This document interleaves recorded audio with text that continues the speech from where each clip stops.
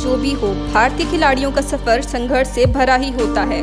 संघर्ष आर्थिक तंगी का हो सकता है, संघर्ष खेल में चल रहे करप्शन का भी हो सकता है, लेकिन हर खिलाड़ी किसी न किसी हालात से गुजरता जरूर है। पर कुछ खिलाड़ी ऐसे भी होते हैं जो अपने जीवन में आने वाले हर कठिनाइयों का सामना करते हुए आगे बढ़ते रहते हैं, लेकिन किसी न तो किसी वजह से अंतर्राष्ट्रीय स्तर पर खेलने का सपना भारत और जो भी हो, भारतीय खिलाड़ियों का सफर संघर्ष से भरा ही होता है। संघर्ष आर्थिक तंगी का हो सकता है, संघर्ष खेल में चल रहे करप्शन का भी हो सकता है, लेकिन हर खिलाड़ी किसी न किसी हालात से गुजरता जरूर है। पर कुछ खिलाड़ी ऐसे भी होते हैं जो अपने जीवन में आने वाले हर कठिनाइयों का सामना करते हुए आगे बढ़ते रहते हैं, लेकिन किसी न तो किसी वजह से अंतर्राष्ट्रीय स्तर पर खेलने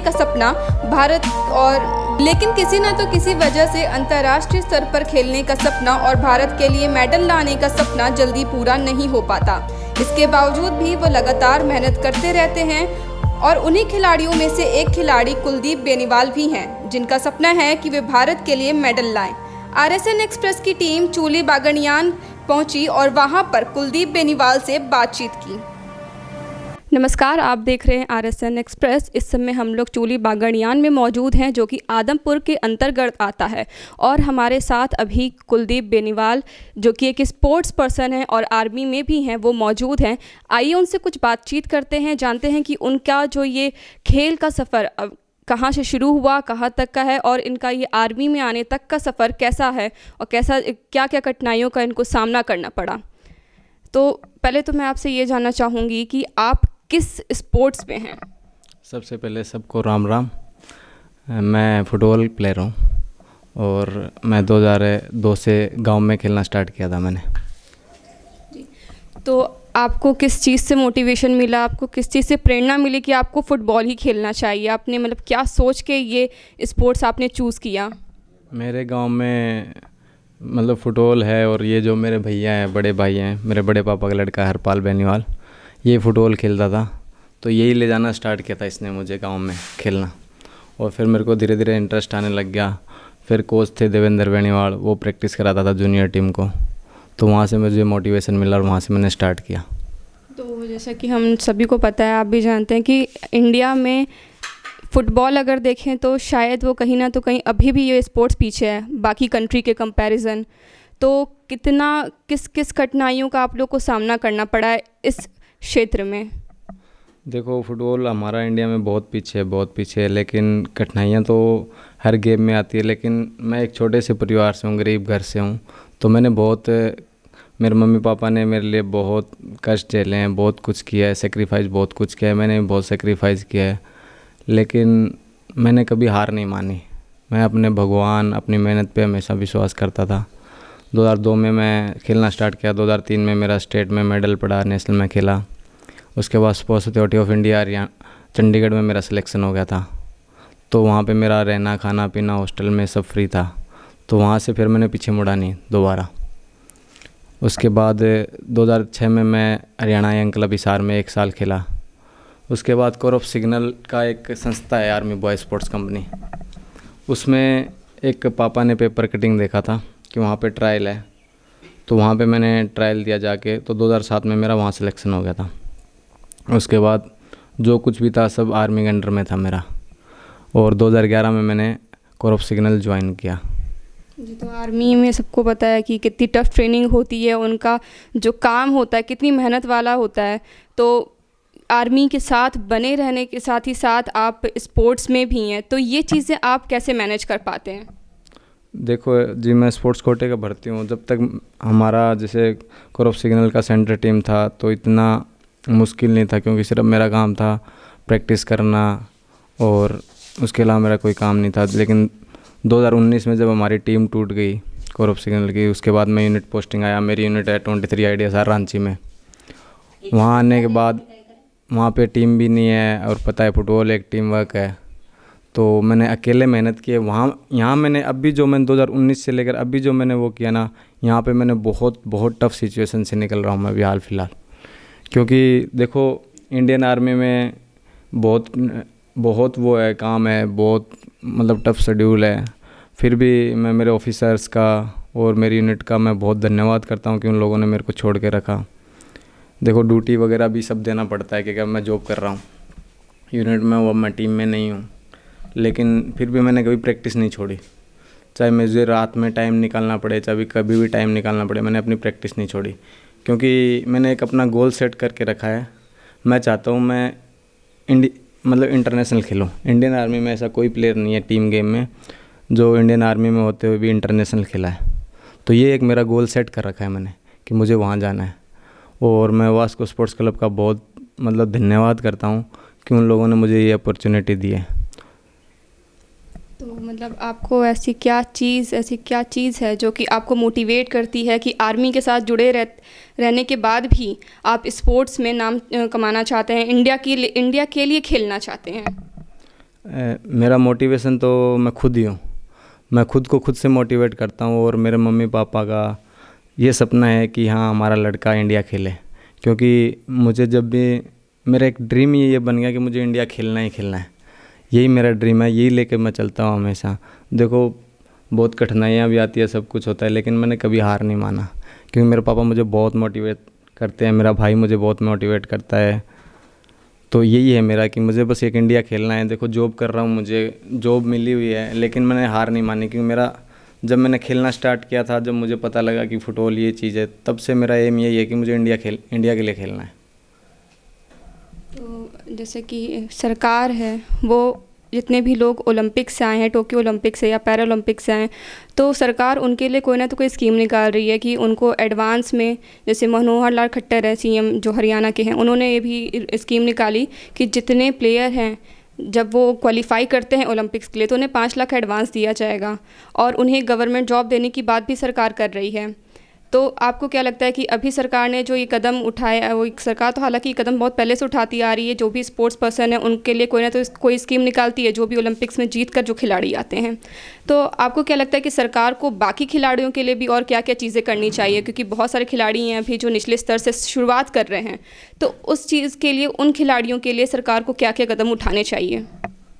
मैं तो सरकार से यही बोलूँगा, देखो ऐसा है कि जब एक प्लेयर नाम कमा लेता है ना, तो उसके पीछे तो कोई भी चले जाता है, लेकिन जो बंदा स्टार्टिंग कर रहा है ना, उसकी मदद करनी चाहिए। अभी हरियाणा में ऐसे अच्छे प्लेयर हैं जो फुटबॉल के बहुत अच्छे प्लेयर हैं, लेकिन हमारे हरियाणा की टीम नहीं बनती है अच्छी।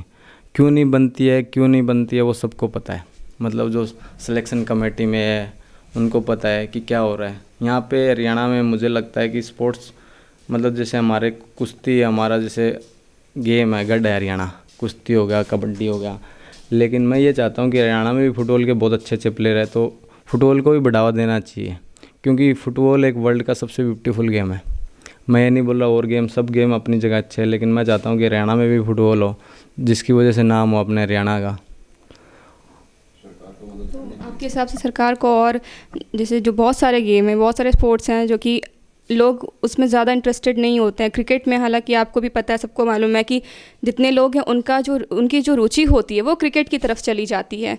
तो सरकार को आपके हिसाब से, या जो लोग हैं हमारे देश के, उनको क्या चीज़ें करनी चाहिए बाकी स्पोर्ट्स को भी आगे लाने के लिए? देखो ऐसा है जी, क्रिकेट तो वर्ल्ड में 10 या 12 देश खेलते हैं, लेकिन फुटबॉल एक ऐसा गेम है जिसको लगभग पूरा वर्ल्ड खेलता है। तो मैं यही चाहता हूँ कि सरकार को ना उन प्लेयर को भी मदद करना चाहिए जो घर से थोड़ा गरीब है, जो कुछ नहीं कर सकता। अभी हरियाणा में कोई एकेडमी नहीं है फुटबॉल की, जो एक अच्छी एकेडमी होनी चाहिए। कोई भी जब बंदा नाम कमा लेता है, अभी नीरज चोपड़ा को देखो आप, शायद जब ओलंपिक में गोल्ड से पहले उनको बहुत ही कम लोग थे जो थोड़ा बहुत स्पोर्ट्स वाले वो जानते थे, आज उसको बच्चा जानता है, क्योंकि अब उसको इतना फेम मिल गया है, सब मिल गया कि उन्होंने मेडल मारा, उन्होंने मेहनत किया है। तो मैं चाहता हूँ जो प्लेयर स्टार्ट कर रहा है ना, उसको मदद करनी चाहिए सरकार को। सरकार नाम कमाने के बाद तो कोई भी हाथ पकड़ लेता है, लेकिन जब वो बंदा स्ट्रगल कर रहा है, प्लेयर स्ट्रगल कर रहा है, जब उसको ज़रूरत है ना सरकार की, तब उसको मदद करना चाहिए, मेरा यही कहना है। जैसे कि जो भी गेम स्टार्ट होता है, जब हम लोग मैचेस में होते हैं, जब जितने भी खिलाड़ी वो मैचेस में होते हैं, तो एक स्ट्रेस का प्रेशर रहता है, उनके ऊपर गेम का प्रेशर रहता है। तो आप उस चीज़ को कैसे हैंडल करते हैं? और आपके हिसाब से जो हमारे और भी खिलाड़ी हैं जो कि स्पोर्ट्स में आ रहे हैं या जुड़े हुए हैं, जिन्हें मैचेस खेलने हैं, तो उन्हें वो स्ट्रेस कैसे हैंडल करना चाहिए? मैं मैचेस से पहले जो मेरे पुराने वीडियोज़ हैं मैं वो देखता हूँ, जो मेरा कोई आइकॉन प्लेयर है मैं उसकी वीडियोस देखता हूँ, वो देखता हूँ सिर्फ। और उसके अलावा मैं कहीं भी नहीं सोचता, सिर्फ अपने घर में बात करता हूँ 1 घंटा पहले, मैच से पहले अपने मम्मी पापा से बात करता हूँ। वही मेरा एक सेल्फ़ कॉन्फिडेंस है। उसके अलावा मैं कुछ भी नहीं सोचता। स्ट्रेस है तो मुझे स्ट्रेस हैंडल करना आता है कि जब मैं ग्राउंड में उतरता हूँ तो मैं और सब चीज़ें भूल जाता हूँ। मुझे बस ये फोकस रहता है कि मुझे आज का मैच है उसमें परफॉर्म करना है, नेक्स्ट का नेक्स्ट देखेंगे। मैं मैच बाय मैच चलता हूँ, स्टेप बाय स्टेप, ज़्यादा फ्यूचर नहीं सोचता मैं। जो मेरा मैच है वही बस कंसंट्रेट करता हूँ कि मुझे आज क्या करना है। जो मेरा कोच मेरे को ग्राउंड में करवाता है वही इम्प्लीमेंट मैं जाके ग्राउंड में करता हूँ। ये मेरे, इसके अलावा मैं कुछ ज़्यादा स्ट्रेस नहीं लेता कोई चीज़ का। अभी जो खिलाड़ी हैं जो और स्पोर्ट्स से जुड़ रहे हैं या जुड़े हुए हैं, जिनको उन्हें कैसे स्ट्रेस हैंडल करना चाहिए आपके हिसाब से? देखो जी, हर प्लेयर का अपना अपना स्टाइल होता है कि कोई प्लेयर गाने सुन के खुद को रिलैक्स फील करवाता है, कोई कुछ। तो मैं यही कहता हूँ कि जब जैसे मैच वगैरह होता है तो उससे 24 आवर पहले हर प्लेयर को पता है कि मुझे कैसे उसके लिए तैयार होना है। तो एक जो सबसे बड़ी बात है, खाना पीना एक 24 घंटे पहले प्लेयर को, और एक अच्छे 7 से 8 घंटे की अच्छी नींद। और मोबाइल फ़ोन, देखो मोबाइल फ़ोन हर कोई यूज़ करता है, लेकिन जब मैच होते हैं तो मैं भी कम से कम 2-3 घंटे पहले अपना मोबाइल छोड़ देता हूँ। हाँ, मैं सॉन्ग सुनने के लिए, वीडियो देखने के लिए करता हूँ, लेकिन मैं किसी का फ़ोन अटेंड नहीं करता, या मैं किसी को फ़ोन नहीं करता, कि सिर्फ अपने मम्मी पापा से बात करता हूँ। कि ऐसा होता है कि किसी को टेंशन होगी, फ़ोन कर लिया तो वो टेंशन खुद के अंदर आ जाती है, तो वो उन चीज़ों से मैं दूर रहता हूँ बस। ये तो और क्या क्या चीज़ें होती होंगी कि जो आप जब आपका मैच शुरू होने वाला होगा या मैच की जो डेट आ जाती है उसके पहले से आप करना शुरू कर देते हैं? हाँ, जैसे अभी मैं रांची में था, मेरी यूनिट में था, तो मुझे पता था कि अभी अक्टूबर नवंबर में मेरा लीग स्टार्ट होएगा, बट मुझे ये नहीं पता था कि मुझे कोई टीम बुलाएगी नहीं बुलाएगी। लेकिन मैंने मेहनत नहीं छोड़ी। मेरा यही फंडा है कि मैं मेहनत करता हूँ। मैं अकेला इंडिविजुअल मेहनत करता हूँ। बहुत मुश्किल होती है एक फुटबॉल प्लेयर के लिए अकेला मेहनत करना, लेकिन जो मेरी यूनिट है, जो ऑफिसर हैं, जो सब लोगों ने मेरी मदद करी है, बहुत हेल्प करी है। तो मतलब मैं कभी हार नहीं मानी मैंने कि हाँ मुझे मेहनत करना है। बस एक मेरा ये था कि तू मेहनत करता रहे, कहीं ना कहीं तुझे मिलेगा। अब मैं वास्को स्पोर्ट्स क्लब है, उसका कोच है मिक्की फर्नांडिस, मैं उसका बहुत तहे दिल से धन्यवाद करता हूँ कि मुझे उन्होंने ये अपॉर्चुनिटी दी, और मैं वहाँ जाके अच्छा खेलूँ, उस क्लब के लिए अच्छा करूँ, और आगे मैं जो मेरा एम है इंडिया के लिए, मैं उसके लिए ट्राई करूँ। जैसे कि आपने अभी अपने कोच की तारीफ़ की, तो आपके हिसाब से कोच की क्या क्या भूमिका हो सकती है हम हर एक स्पोर्ट्स प्लेयर के लाइफ में? देखो जी, ऐसा है, कोच तो प्लेयर की जो जड़ें होती हैं ना, हम तो एक फल हैं सिर्फ। जो कोच होते हैं, माँ बाप होते हैं, गुरु होते हैं, वो जड़ होती है, हम तो एक फल हैं। देखो जी, जो कोच करता है वही सब कुछ है। अगर कोच मदद नहीं करेगा तो कितना भी अच्छा प्लेयर हो वो आगे नहीं जा सकता। तो कोच का, गुरु का जो महत्व है ना, उसको तो मैं शब्दों में तो मैं बयान नहीं कर सकता कि उसकी क्या अहमियत होती है। तो अभी आपकी ज़िंदगी में सबसे इम्पॉर्टेंट चीज़ क्या होगी जिसको आप चाहते हैं कि आप वो चीज़ अचीव करें अपनी ज़िंदगी में? मेरा लाइफ का एक ही गोल है कि मैं इंडिया के लिए खेलूँ। ये मेरा अचीवमेंट है, यही मैंने गोल अपना सेट करके रखा है कि मुझे भारत देश के लिए फ़ुटबॉल टीम में खेलना है। ये मेरा गोल है। जैसे कि काफ़ी सारी जगह ये भी देखने को मिलता है कि बहुत सारे पेरेंट्स होते हैं, वो अपने बच्चों को स्पोर्ट्स में नहीं भेजना चाहते। भले ही अगर कोई भी स्पोर्ट्स पर्सन इंडिया के लिए मेडल लाता है तो वो इस चीज़ का जश्न मनाते हैं, जीत में जश्न तो मना लेते हैं, लेकिन वो खुद के बच्चों को स्पोर्ट्स में आगे भेजना ही नहीं चाहते। तो आप उन पेरेंट्स को क्या कहना चाहेंगे? मैं तो इतना ही कहना चाहूँगा जी, जिस बच्चे को जिस चीज़ में इंटरेस्ट है ना, उसी में आगे जाने दो। अगर कोई प्लेयर गेम खेलना चाहता है तो उसको खिलाओ।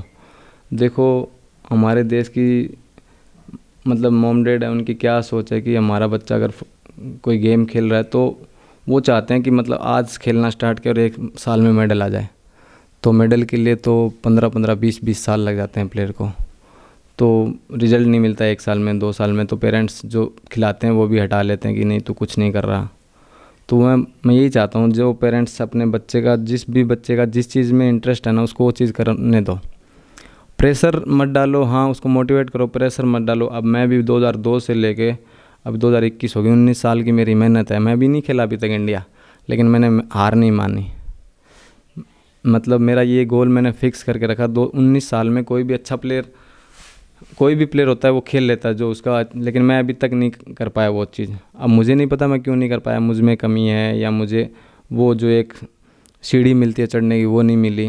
क्योंकि आर्मी में था पहले, मैं सेंटर टीम में था, तो वहाँ पे ऑफ़र आए तो मुझे आर्मी टीम ने छोड़ा नहीं बाहर क्लब के लिए खेलने के लिए, क्योंकि आर्मी के भी टूर्नामेंट्स होते थे। अभी टीम टूट गई मेरी, अब मैं यूनिट में हूँ, तो मतलब किसी ने भी नहीं सोचा था कि मैं यूनिट में आने के बाद मैं इतना खेल लूँगा।